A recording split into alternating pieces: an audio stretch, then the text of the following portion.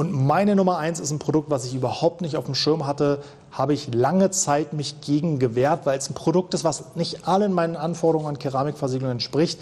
Aber da muss ich dem Robert aus Euskirchen danken, der hat wirklich das Produkt getestet und hat mich so lange bequatscht, bis ich gesagt habe, okay, ich probiere es auch aus. Und ich muss echt sagen, die Performance ist aktuell unerreicht. Also sowohl was Easy-to-Clean-Effekt betrifft, das heißt die erleichterte Reinigung, Langzeitglanz, wenig Neuanschmutzung, selbst im Alltagsgebrauch und selbst, und das sage ich wirklich mit ganz viel Schmerzen und nur leise in dein Ohr, ich hatte ein Fahrzeug von meinem Schwiegervater, das Auto haben wir beschichtet.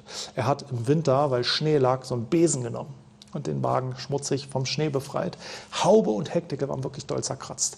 Habe ich erstmal so hingenommen, habe das Auto nach wenigen Monaten bei Januarsonne, ja, nicht im Hochsommer, mit hergenommen zur Wäsche, wasch das Auto, guck auf die Oberflächen, keine Kratzer mehr da.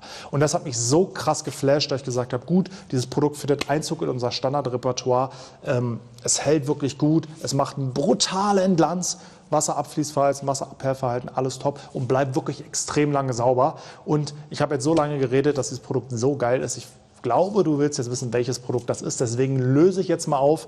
Es ist das Arteshine NGC Nanographen Code, da haben wir das Wort Graphen übrigens drin, was nur für Profis nach Lizenzierung erhältlich ist. Also es ist kein Endanwender-Code, den kann nicht jeder kaufen, aber da, wenn du jemanden suchst, der eine Keramikversiegelung installiert oder selbst gewerblich bist, kannst du dich auf jeden Fall an dem Produkt bedienen. Für mich, von den Produkten, die ich jetzt aktuell probiert habe, in Kombination aus guter Verarbeitbarkeit und Performance absolut Top Nummer 1.